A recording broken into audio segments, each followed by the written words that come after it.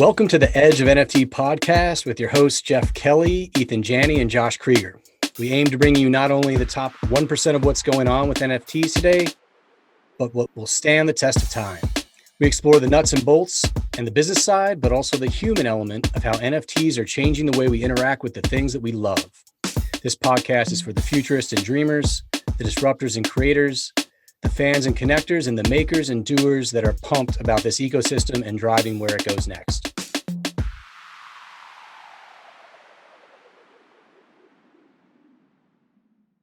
Today's episode features Dr. Jesse Reich, aka AgRoad, founder and CEO of Splinterlands, a digital collectible card game built on blockchain technology. It is similar in concept to games like Magic the Gathering and Hearthstone, where you build up a collection of cards which all have various stats and abilities and use them to battle other players in skill-based matches. By using blockchain tech, players can buy, sell, and trade their digital assets freely, just as if they were physical cards, and all transactions are recorded publicly and immutably. Jesse has been a gamer for life and created his own game in 2014 using Kickstarter. After working with his partner Matt, they decided to combine forces and develop a digital version of another game Jesse had been designing, which became Splinterlands. Before founding Splinterlands, he worked as a professor, then as part of software sales and marketing for educational software companies. AgRoad, it is a pleasure to have you here. Hey, thanks for having me, guys. It's good to be here. And I don't know, it's exciting stuff. These are hot days for NFTs. I don't know if you guys have been getting that feeling here too, but people seem to dig them. Yeah, man. It's people. It seems like January is going to be a warm month for NFT season. Heating back up, that's for sure. But AgRoad, man, let's talk about origin story, man. Like, where the heck did this idea for Splinterlands really come from? We gave a little bit of background there, but give us the full scoop. Yeah. So when I was working with my partner, I made like a game back in 2014, but I physically printed it, and it was not that, like, making the game and like talking about the game, that was awesome. Physically printing it, shipping it, storing it, reshipping it to like individual users was like an absolutely miserable process. So I knew if I ever made something again, and I did that as a hobby. So like I took like the weirdest route into this stuff as possible. I'm a PhD chemist. So like I was a full-on professor teaching courses at a military college in Massachusetts, and then switched over to publishing, and then like got in. I've always been a gamer, but like what I really did was catch the crypto bug. Like, I want to have the most honest conversation on this show that I can.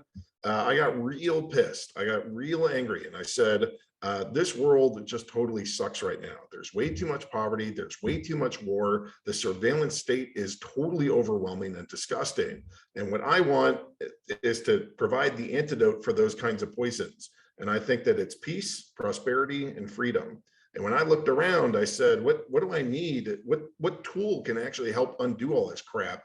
And I landed on crypto. Crypto is the most powerful tool, second only to like memes, to go like change the way that people's behaviors are. And so in my brain, I quit. I said, I'm done. I like threw my PhD on the floor. I said, I don't even care about this stuff anymore. I'm going to dedicate my life to this. And what I really wanted was a way to get people that aren't into crypto to actually get into it and experience the benefits. Like crypto teaches you peace. It helps facilitate so much trade that you're just not likely to like fight, kill, or murder the people that you do business with. And crypto is kind of facilitating all that. That surveillance state kind of gets pushed back because you have so much control of your own finances. They can measure every transaction that they want. You can still send things the same day to whatever person you want in the world whenever you want to. You just need your keys and some coins and you're good to go. So there's a lot about this that I love, but when I was looking around back in 2018, I was talking to my partner and we were like, there's just like, it's not going to be some high finance application that brings the masses here. I mean, maybe you'll get that for like trading and it'll be billions of dollars. Don't get me wrong, trading will be big money, but I just don't see that as like the way that you get mainstream into crypto. It's too niche. But gaming is something where I can like grab somebody by the collar and say, come play this game. I'm not even going to shove the blockchain stuff down your throat. You're just going to play it and have fun. But by the end of it, you're going to go from this normie that like never really experienced this stuff to being like, you know, here are my keys, here are my passwords, here are my here's my NFTs, my own digital programmable assets. Here are the tokens that I own, and we're gonna turn you into a degen through our game, and we're gonna be at the vanguard of doing that. You're like the guy that's sneaking peas into a delicious calzone, and they don't even know that they're eating the peas because the calzone is so delicious. Yeah, it's definitely a Trojan horse. It's like you're going to come here for this game, but you're actually going to stay for the life-altering crypto experience that you're getting. And it's more like, if we really want to go down that road, it's more like putting LSD or like some other crazy narcotic into that calzone. Like the people don't even know how much that this stuff can like inherently change your behavior, change your mindset. That like I just had a bank put a 9-day hold on a check that I deposited. Like, how do you animals do business like this? Like even Bitcoin, where it's like an hour to process sometimes, I'm like, to hell with this.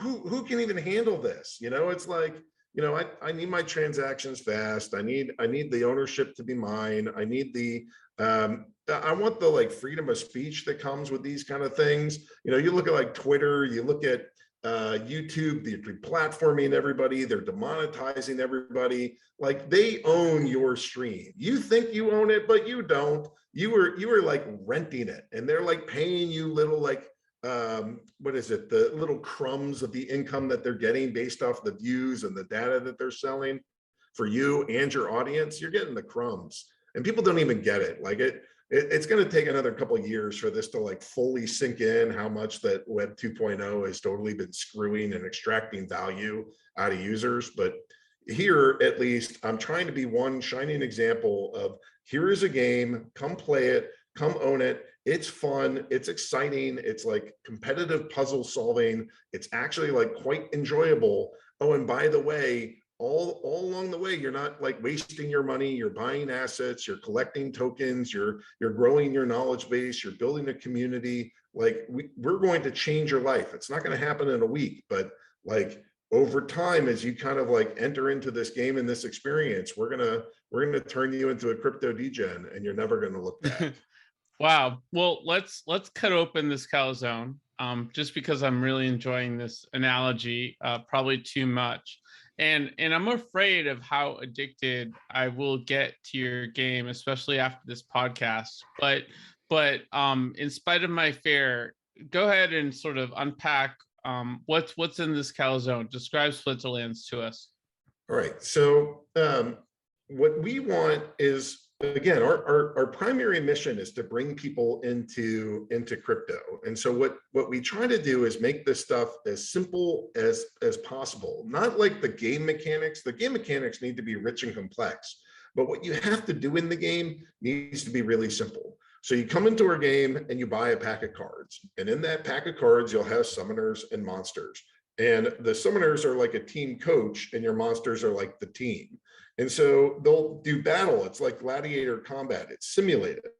So this kind of takes people getting used to it. It's a trading card game, but it's an auto battler. So the battles are only like 2 to 3 minutes. So if you're used to Magic, Pokemon, or something like that, you're like, well, where's my turn by turn? Why isn't this like a 30 to 60 minute game? And so it takes a second to get used to the fact that it's actually like 2 to 3 minutes, super quick, all about the strategy. You get in there, you're playing, you're battling it out, and like right after you watch it, you see how it played out, and you're right back into the next strategy. And so what you're actually doing when you get a match, you find out who your opponent is. There's a couple rules that change every single match. So when you're starting off, it's always the standard rules, but when you get into like Silver League or Gold League, now the rules start changing all the time. And that means that there's not one card that you have to own. It's the all powerful thing. It's like, oh, I can't even play it this round. Oh, now it's nerfed. Oh, now it's the most powerful card in the game, but it keeps changing depending on the rule set. There's also like a mana cap or a mana cap where it determines how much worth of cards you can spend. So like you're not actually spending them; they're not gone. It's like resource capping. It's like, here you can only play 3 cards. Here you can play 6 big cards. Here you can play either 3 big ones or 5 little ones, and that's all part of the strategy of this. And then what team you can play. So that's kind of the way that we change this thing up all the time. So but as a player, you come in, you look, you see who your match is, you see what the rules are, you see what your mana cap is, you see what splinters are available, and then all you have to do is choose your summoner and choose your monsters. The battle plays out, and it takes 2 to 3 minutes, and it'll spit out a winner. And if you're the winner, you earn cryptocurrency. And then there's things like daily quests. So if you complete enough battles that meet certain criteria, then you'll get either NFTs or fungible tokens that are part of the game. If you're sitting there and you own assets, currently there's an airdrop going on, so you get a governance token. If you stake the governance token, you can get more governance token. And we're building out sort of all the ways that governance token can influence the environment.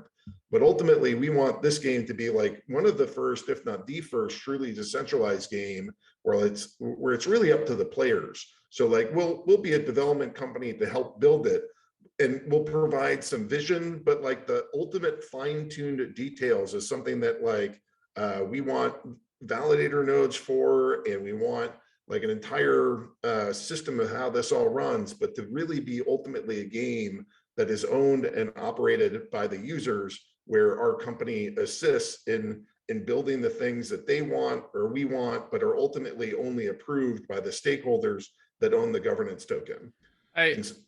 It's amazing, man. There's so much there, and it's very clear that you are the primary reason that unemployment by choice has gone up in the United States over the last several months. How are you ever going to work your slave job? Like you're going to just show up and you're going to like, I don't know. There's like crafts and trades, and that it's God's honest work, and it's wonderful. So I don't want to disparage it. But like the alternative is you get to hang out at home, own NFTs, watch them appreciate, earn, and battle with them. And the two aren't even mutually exclusive. I mean, the two demographics that I thought of, I traveled a bit through Southeast Asia, and you would have all these like shopping malls, and you would have all these like people selling t-shirts and shorts and dresses and underwear and whatever else they're going to sell. And they're in these malls, and like, if traffic is slow, you don't make any money that day.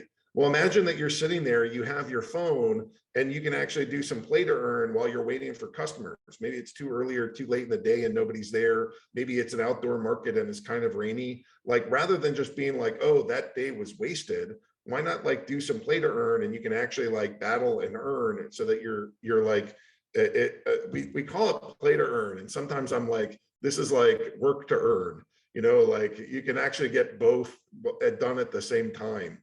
And another demographic that I keep thinking of is single moms, where like, if you put your baby down, you can't just like go out and get a job. You can't like do part-time labor somewhere. Like, oh, my baby's sleeping, I will go to my next door neighbor's house and clean it. Like, that's not an option, but something like play to earn is. So it's kind of this way that you can fit like 1 to 2 hours of community video game labor and work into your overall ecosystem. And so that's at like the lower end of the spectrum, where you're like you're socioeconomically disadvantaged, and your objective is to earn money so that you can like eke out a living, as the fiat governments keep like printing money ad nauseum, devaluing your dollar so that you can never like catch up on how much rice you need to eat, right? So like that's the face that those guys are facing. And what they'll often do is they'll rent cards in our ecosystem. There's so many different ways to earn in this game that you can rent cards and make a profit doing that. Well, who are they renting those cards from? It's the whales. So the whales buy up a whole bunch of cards. Sometimes they'll play them. Sometimes that's vanity. Sometimes that's entertainment. But oftentimes they're just renting cards out. So you have kind of this like capital exposure from like the first world nations that it's then getting lent to like third world nations where they can then earn a better living than they otherwise would have. And so it's sort of like Germans are directly employing Venezuelans and Filipinos to go, leverage their assets through this kind of proof of victory game to earn as much money as possible.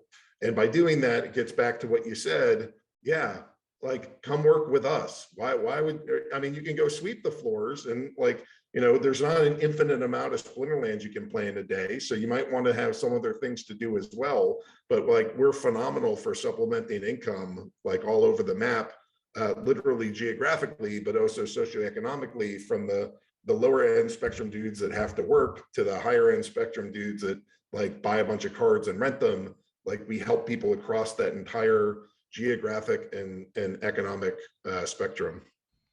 Well, I was about to ask a question, but I got distracted. I'm over here playing Splinterlands. What were we talking about, guys? No, I'm just just kidding. Man, just so much to unpack. I have a billion questions, and I'm loving this. I mean, one thing that's been on my mind the past minute or two here is just this philosophical question.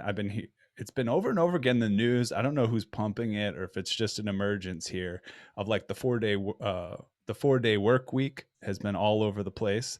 And it just sort of reminds me of this philosophical idea of like, we've made so much progress as a society, but people sort of are like less happier and like kind of feeling like they're working harder. And, it feels like we could be at the precipice of this point in history where we can actually enjoy where we've gotten to. We can play games to earn as opposed to, fighting battles with each other to steal each other's, treasure or something like that. And maybe that's a little bit idealistic, but maybe you're on board with this as sort of that philosophical PhD style folk like me. What are you thinking there? No, absolutely. Like let's have nice things and let's have nice things together. And so, I think that the current like 20th century government model of how things ought to work and the way that like we print money and the way that we do war and the way that we like engage our neighbors is basically one atrocity following another. And again, what I hope to spread is peace, prosperity, and freedom. I hope to use crypto to do it. And I think that my game is the best on-ramp in the world right now to get people to come in and not, you don't have to buy into every piece of philosophy that I think. Like, that's not even, I'm a voluntarist. I don't want to like force people into anything, but I do like this Trojan horse idea of come play my game, come experience this. Come trade our tokens, come rent and buy, come form camaraderie with your neighbor and people all over the world. Like we're just going to be less likely as a society to like want to invade the Philippines if like we're constantly as a people engaging them in commerce. And so if our governments start trying to be like, well, the poll numbers are down, let's go wag the dog and start another war. Like, hopefully that's not the kind of thing that can happen in the future if crypto is widely adopted, if this economic web is very intertwined and interwoven between, the common people of all countries around the world. Mm-hmm. And so that to me is like, this is how we have nice things. It's not, there's no law that we could write that would be like, you guys need to be nice to each other. We should probably have laws that you can't murder each other. Like that, it just doesn't do the trick. What you need is like leadership and economic incentive to like bring us together as community members, as friends, as family, as neighbors, and have a social tie and a financial tie to having that be successful. And again, it's not just that Splinterlands does this, it's crypto that does this. And we are just one of the best ways to get people into crypto. And over the coming years, I really hope that we get better at it by, providing even additional games and additional ways to get in. Splinterlands is kind of this complicated, heady game, but I'd love to see some things that are like solitaire or things like chess, checkers, dominoes, have them be kind of play to earn so that when a player walks in, the barrier to entry is even less because they don't have to figure out, how do I play Splinterlands? They just come in and they're like, oh, I'm playing dominoes or I'm playing backgammon or something. but Right. it's built within this play to earn ecosystem. Maybe there's some kind of like meta storyline where you like, there's a whole bunch of match 3 games, which are like Candy Crush, but you like play Candy Crush and then you power up your character to blast a spell at the evil wizard. So there can be this like separate meta game so that you walk in, because this is always like from a designer, because I'm still a game designer. Like, don't get me wrong. Like I run this company and I do all this stuff and I'm a chemist, but honestly, all I want to do is make games and be snarky on the internet. That's it. So like all of this is just enabling that addiction.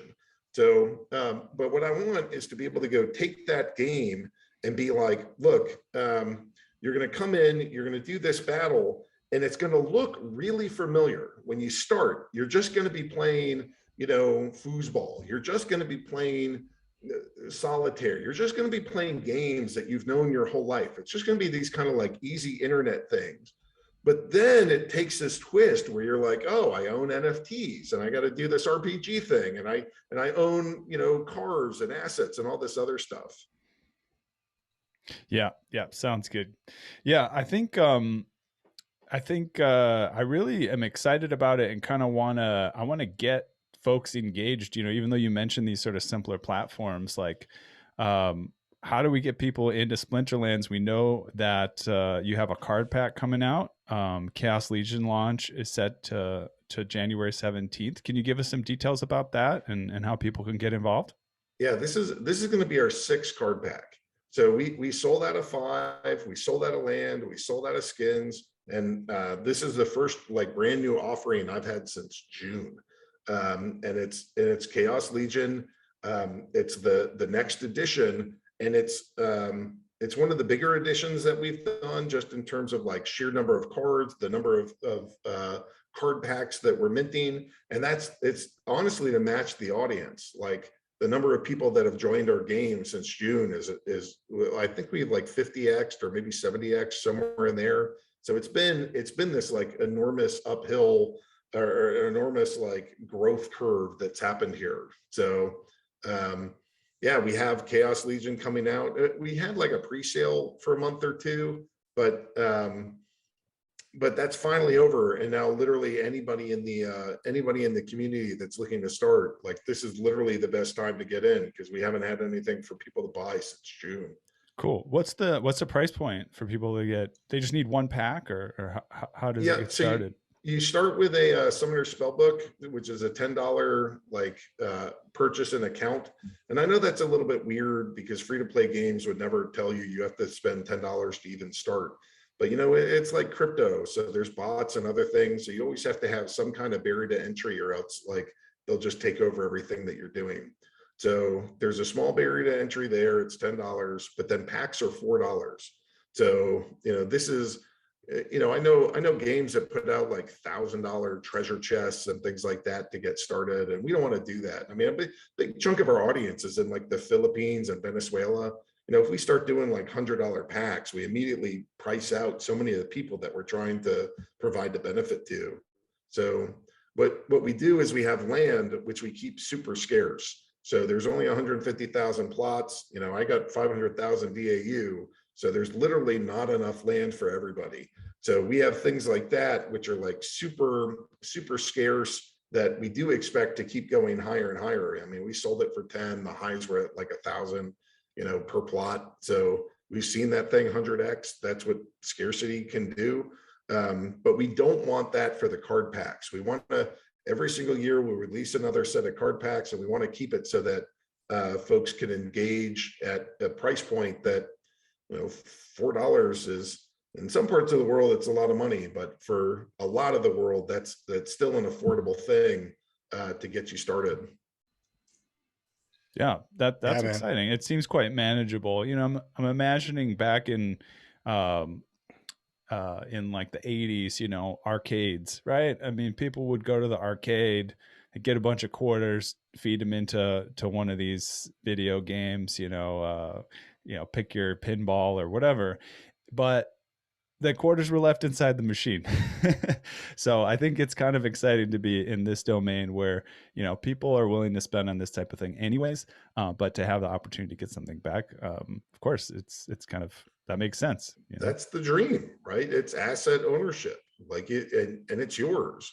And every now and then people will rage quit and they'll leave the game. They'll be like, I'm leaving your stupid game and I barely made any money. And I'm like, excuse me, but you made money, didn't you? You're like, it's not all wasted. It's not all gone. You actually made money. You're welcome. Have a good day. And then they're like, come back a year later and buy back in for more. And it's like, well, you should have thought about that before. Nice. Well, we're over here. Sorry, I was buying a bunch of land and stuff. So speaking of land, man, like, okay, land expansion, we touched on it a little bit. Like, where do we see this going in the future, man? Like, what's on the roadmap here for land expansion? What can folks expect?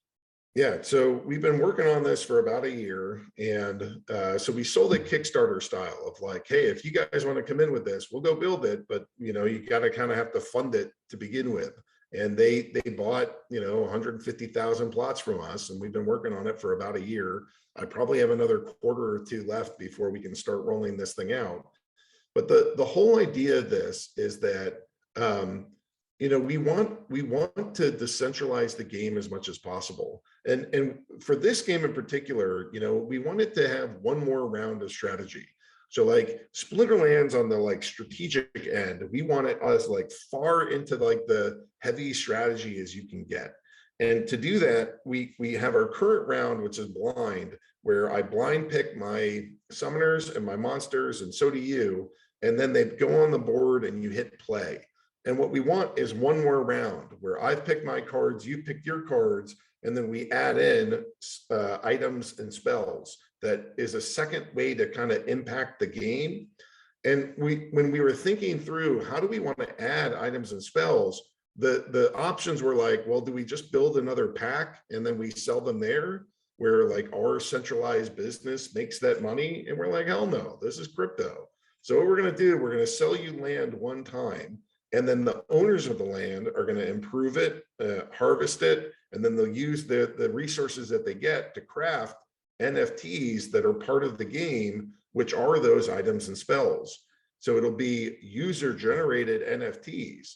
And I mean, like, if you look at the assets in our game, they're worth like $500 million.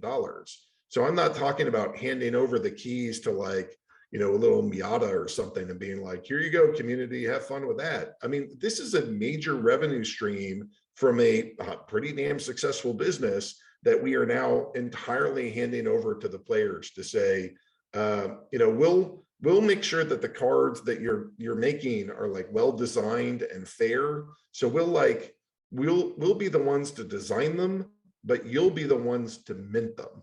And that's like revolutionary in these games. I mean, you go watch back and like some of these big Web 2.0 kind of companies have like booted out players that tried to like print their own cards. And here we're designing entire systems to enable them to do it. So I think we're every day, my partner and I wake up and say, how do we put as much value into the hands of our player base as possible? And then we go from that level of thinking. And when we got to like items and spells and land, we're like, this is the coolest thing we could do. Put this in the hands of the players and let's see where this goes. I gotta say, I met Agrode in Puerto Rico at a really fun event. Everyone was drinking and networking. I could tell this guy was thinking, I have to get back to work. I have to start making this game better. I'm thinking, I got to get back to the podcast. I have a lot of content to curate here in a conference to work on. So like, we enjoyed being there, but we're so like, you were clearly like so deep in this, and you're living, breathing, and sleeping Splinterlands. It's very evident. Yeah, I mean, this is a dream, right? Like, I read a book called The Purpose-Driven Economy, which is all about like, a lot of us, especially these days, really just want to have purpose in our lives. And the purpose that comes from all of this work is that I think that we make other people's lives better.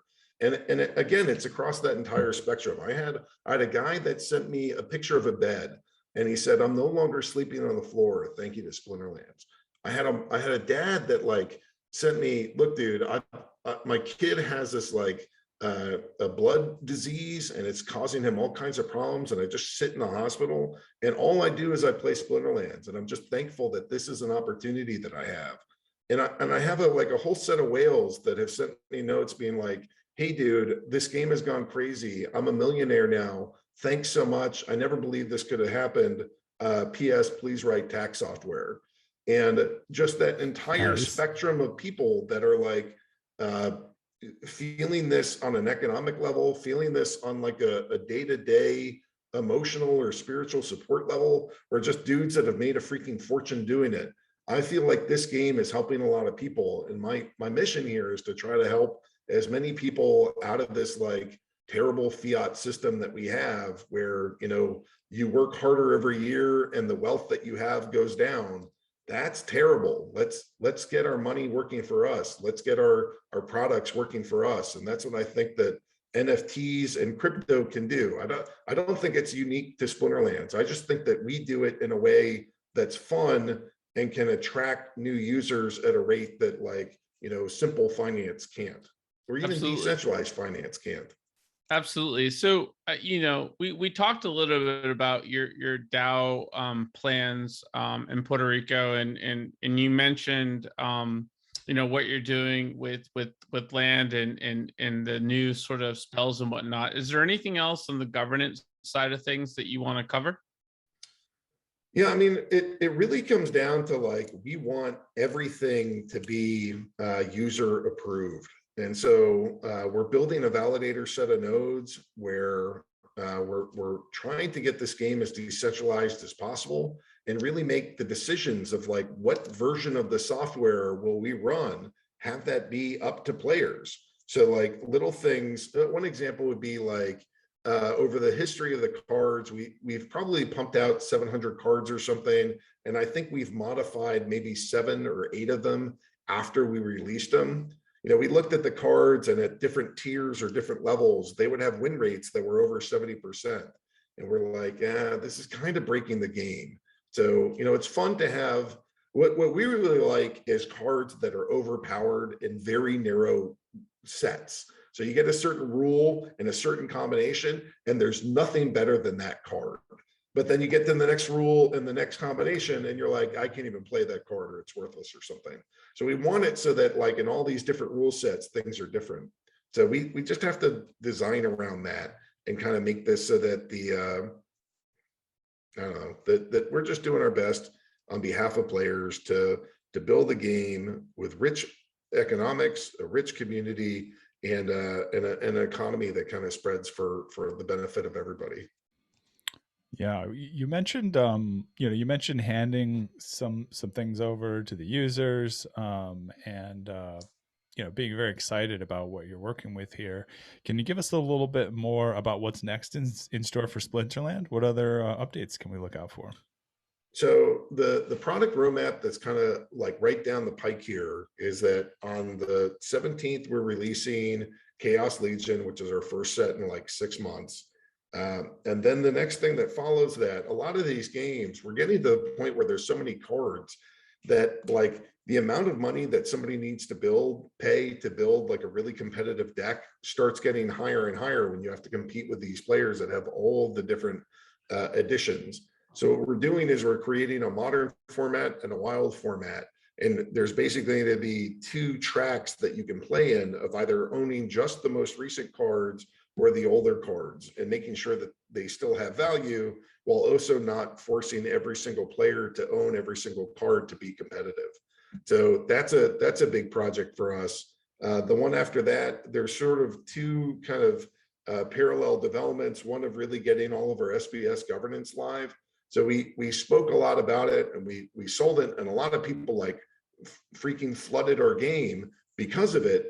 And it basically crashed every server that we have.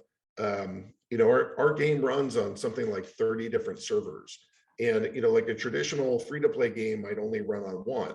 And that's because of the complexity that blockchain adds. You know, we're interoperable on Steam, Hive, Tron, Ethereum, Wax, and maybe one other as well.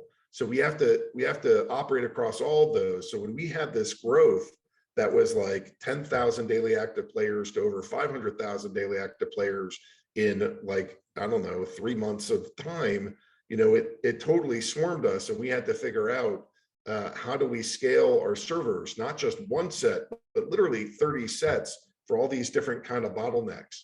And it took us a whole bunch of months to do that. So now what we got to do is go back and say, hey, remember all that stuff for the SPS governance we would build? Like, sorry, it's been delayed, but now we're focused on that with one arm. And the second arm is really trying to get this land creation put into place so that the players have the ability to mint their own NFTs in the game and experience what that can do for them. I mean, again, it's just like $500 million is like the rough estimate of what all of our assets that are out there are worth. And I'm hopefully turning over what I think is like a couple $100 million worth of asset production leaves us as the game developers and goes into the community. I think that's going to make everything just go gangbusters.